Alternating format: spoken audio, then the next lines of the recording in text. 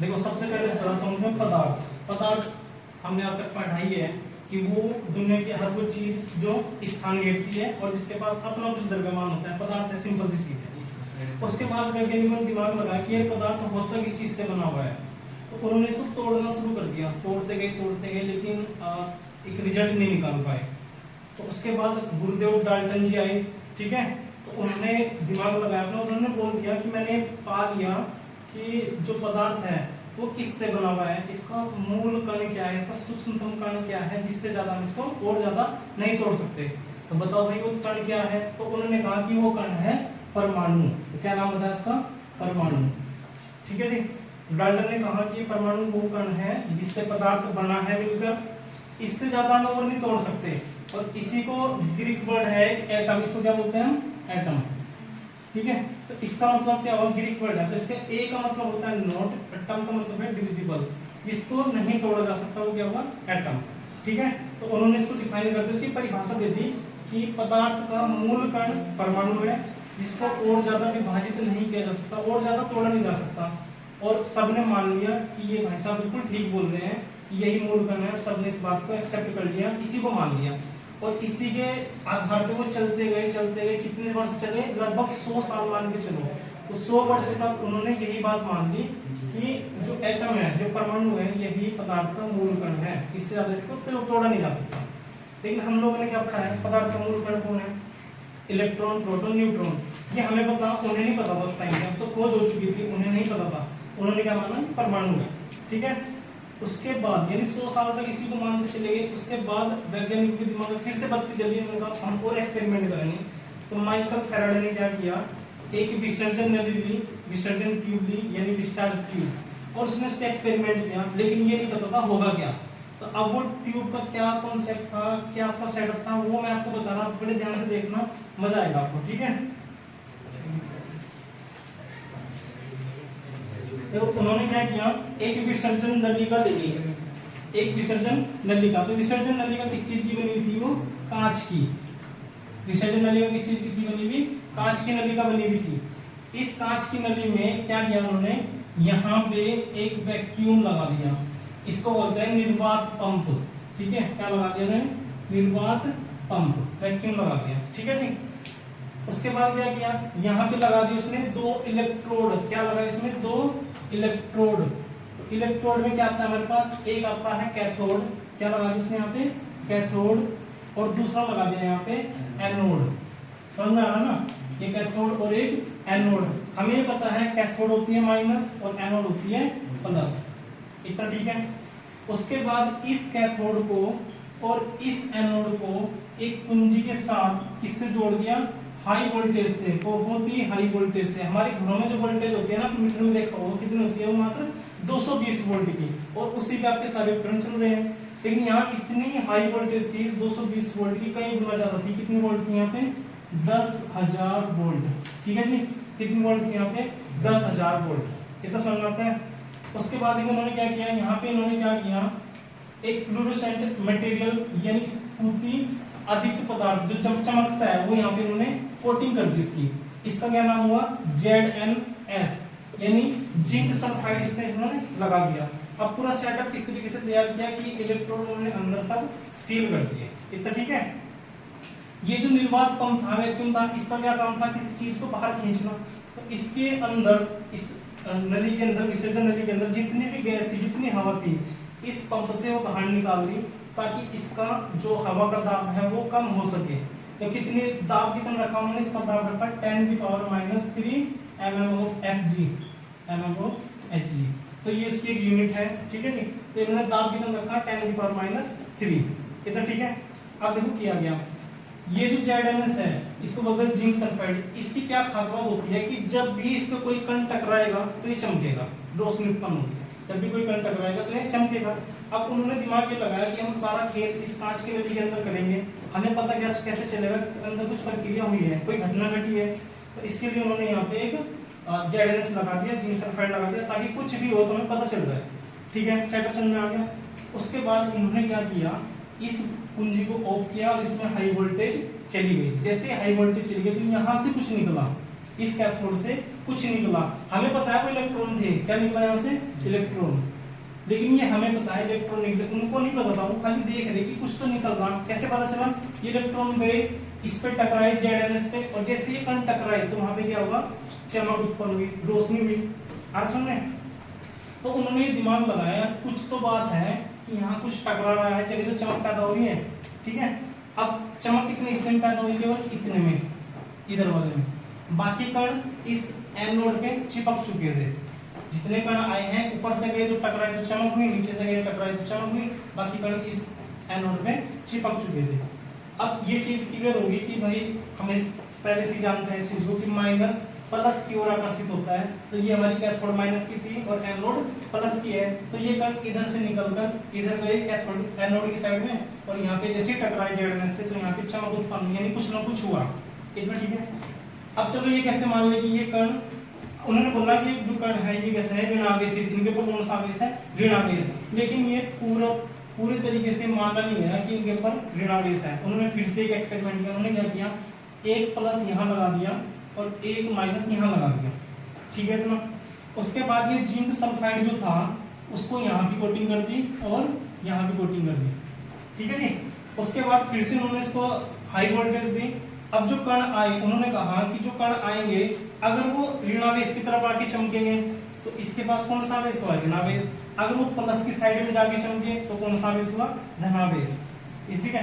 तो यहाँ से ये कण गए प्लस की साइड में, तो प्लस की साइड में जब गए, प्लस ने किसको आकर्षित किया, ऋण आवेश को, कौन से कण गए इसकी तरफ, ऋण आवेश, तो इससे बिल्कुल कंफर्म हो गया था कि कौन से कण है हमारे पास, ऋण आवेशित कण है, ठीक है। और इससे एक बिंदु और आप नोट कर सकते हैं, इससे एक पॉइंट और निकल के आता है कि जो ये कण थे, जो ये किरणें थी जो कैथोड से निकल रही थी किरणें, इनका विद्युत से प्रभाव पड़ता है, विद्युत का इस पे प्रभाव पड़ता है। ये विद्युत हमने यहाँ लगाई तो क्या हुआ, ये उसकी साइड में झुक गई, ठीक है, यानी विद्युत का इस पे प्रभाव पड़ता है। उसके बाद दूसरा एक्सपेरिमेंट किया, इन्होंने चुंबक लगा दिया, चुंबकीय क्षेत्र पैदा किया यहाँ पे, एनओएस का पता ही आपको। जैसे चुंबकीय क्षेत्र लगाया तो ये कण भी इधर उधर भागने लगे, तो इसका मतलब ये जो कण थे इनपे विद्युत का प्रभाव भी पड़ा और चुंबकीय क्षेत्र का प्रभाव पड़ा। अभी तक इसका नाम नहीं आया था कि ये इलेक्ट्रॉन है या नहीं है, इतना ठीक है, अभी तक नहीं पता था कि ये इलेक्ट्रॉन है या नहीं है। उसके बाद क्या हुआ, इन्होंने दिमाग लगाया कि इनको नाम दिया जाए तो कैसे, तो ये जो कण थे किससे निकल के आए थे, कैथोड से, ये कण किससे निकल गए, कैथोड से, इसका मतलब इनको नाम क्या दे दिया गया, कैथोड किरणें। उनको नहीं पता था ये कण है कि किरणें हैं क्या है, तो उन्होंने नाम दे दिया इसको कैथोड किरणें, उनको लगा कि किरणें हैं, इतना समझ में आता है, ठीक है। तो उसके बाद उन्होंने और एक्सपेरिमेंट्स पे करने शुरू कर दिए। तो उन्होंने सबसे पहले आपको ये दिमाग लगाना कि कैथोड की खोज कैसे हुई थी, विसर्जन नलिका से, किसकी खोज हुई, कैथोड किरणों की, और यही कैथोड किरणें आपके एक्सरे वगैरह में भी यूज होती हैं, इतना ठीक है। एक पुराने जमाने में टीवी आता था, आपने देखा होगा कुछ इस टाइप का टीवी होता था वो, तो उसमें यहाँ पे एक ट्यूब लगी होती थी, कैथोड ट्यूब, तो वो भी क्या करती थी, ZnS लगा होता था, जिंक सल्फाइड, यहाँ से भी किरणें लगती थी, ZnS पे टकराती थी, चमक उत्पन्न होती थी, तो वो आपको चित्र दिखा देता था, तो उस टीवी में भी यही यूज होती थी, इतना समझ में आता है। उसके बाद देखो, उसके बाद आए सर जे थॉमसन, उन्होंने क्या किया, उन्होंने क्या किया कि ये जो पूरा सेटअप था इसी पे उन्होंने प्रयोग करना शुरू किया। क्या किया उन्होंने, सबसे पहले यहाँ पे एक ऑब्जेक्ट रख दिया, कोई भी ऑब्जेक्ट ले लो, कोई ऑब्जेक्ट रख दिया, ठीक है, ये ऑब्जेक्ट रख दिया। अब इस ऑब्जेक्ट की परछाई बनी ऐसे, ठीक है, तो उन्होंने दिमाग लगाना बोला कि ऑब्जेक्ट है उसकी परछाई बन रही है, तो उन्होंने कहा कि ये जो कण है या ये जो रेखाएं हैं ये सीधी रेखा में चलती हैं, ये पॉइंट निकल के आ गया कि ये जो कण है कैसे चलते हैं, हमेशा सीधी रेखा में चलते हैं, इधर ठीक है। उसके बाद उन्होंने क्या किया, एक यहाँ पे पेडल फैन यानी एक पंखा भी लगा दिया कुछ इस टाइप का, ठीक है, एक पंखा लगा दिया, जैसी वोल्टेज दिया तो इससे कण टकराए, पंखा घूमने लगा, यानी इन कणों में क्या है, गतिज ऊर्जा है, ये पंखा भी घूमना शुरू हुआ। एक कण आया टकराया, दूसरा कण आया टकराया, तभी तो चलेगा पंखा, तभी गतिज ऊर्जा उत्पन्न होगी। तब उन्होंने कहा कि ये रेखाएं नहीं है, यानी ये किरणें नहीं है, ये क्या है तुम्हारे पास, ये तो कण है जिनसे गतिज ऊर्जा पैदा हुई है, ठीक है जी। तो उन्होंने ही इन कणों का नाम क्या दिया था, इलेक्ट्रॉन, ये समझ में आ गया। तो इलेक्ट्रॉन की खोज किसने की, सर जे थॉमसन ने, इतना समझ में आ गया, ठीक है।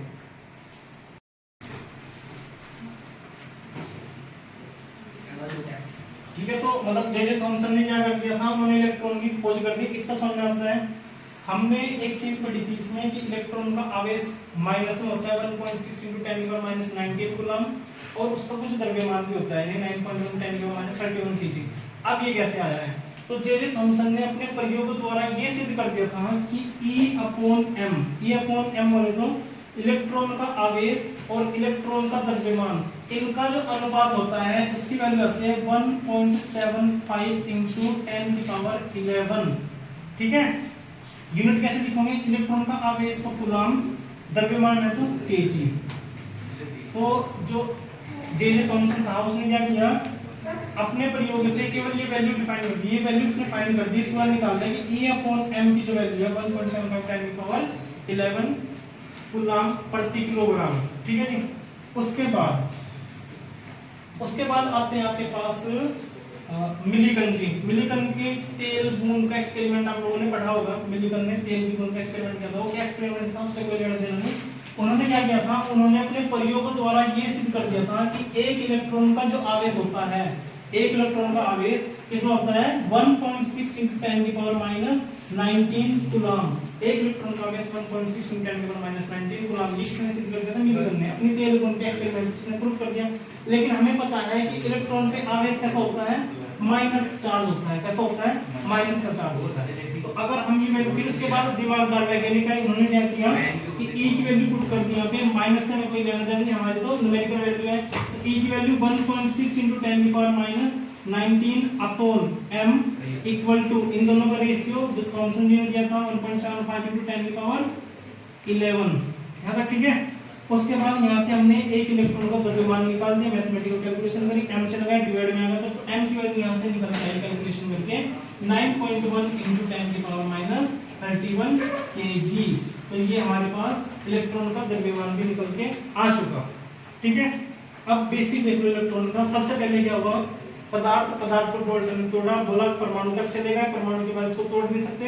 उसके बाद माइकल ने अपना विसर्जन नलिका का एक सेटअप तैयार किया। उस सेटअप में इलेक्ट्रोड लगाए, कैथोड और एनोड। इतना ठीक है। उसके बाद इसके अंदर से हमने पंप से हवा सारी बाहर खींच दी और कम दाब रखा। कितना कम दाब रखा? 10⁻³ MOHg। इतना कम प्रेशर रखा ताकि इसको डिस्टर्ब करने वाले जो लोग थे यहाँ पे वो ना हो, क्योंकि अगर इसके अंदर हवा होगी, जो ये इलेक्ट्रॉन यहाँ से निकले थे तो टकरा के हो सकता है इधर उधर घूम जाए, अपने मार्ग से विचलित हो जाए। इसलिए यहाँ से पूरी हवा का प्रेशर बाहर निकाल दिया तो इलेक्ट्रॉन को उधर जाने में कोई दिक्कत नहीं हुई। जैसे ही वो ZnS जिंक सल्फाइड से टकराए, वहां पे क्या हुआ, चमक पैदा हुई। ठीक है। उसके बाद वैज्ञानिकों ने क्या किया कि हो सकता है कि इस इलेक्ट्रोड से इलेक्ट्रॉन निकल जाए जिसकी वैल्यू ऐसे वैसी है। उन्होंने क्या किया, इस इलेक्ट्रोड को भी चेंज कर दिया। धातु के इलेक्ट्रोड है, धातु के इलेक्ट्रोड को बदल दिया, दूसरे इलेक्ट्रोड लगाए, तब भी यहाँ से ये इलेक्ट्रॉन निकले। उसके बाद उन्होंने इसके अंदर गैस को बदल के देख लिया, इसके अंदर गैस को बदल के देख लिया, तब भी ये इलेक्ट्रॉन निकले। तो यहाँ से एक निष्कर्ष निकला था कि हमारे जितने भी तत्व हैं उन सब के अंदर क्या है, इलेक्ट्रॉन है और इलेक्ट्रॉन सबका एक जैसा है। प्रोटॉन में अलग चीज है, इलेक्ट्रॉन में इलेक्ट्रॉन सबका एक जैसा है, ये कॉन्सेप्ट था। उसी के बाद हमारे पास मॉडल आते हैं, जैसे परमाणु मॉडल हुआ, रदरफोर्ड का मॉडल हुआ, उनको हम अगली क्लास में पढ़ लेंगे। इलेक्ट्रॉन की खोज जे थॉमसन ने की।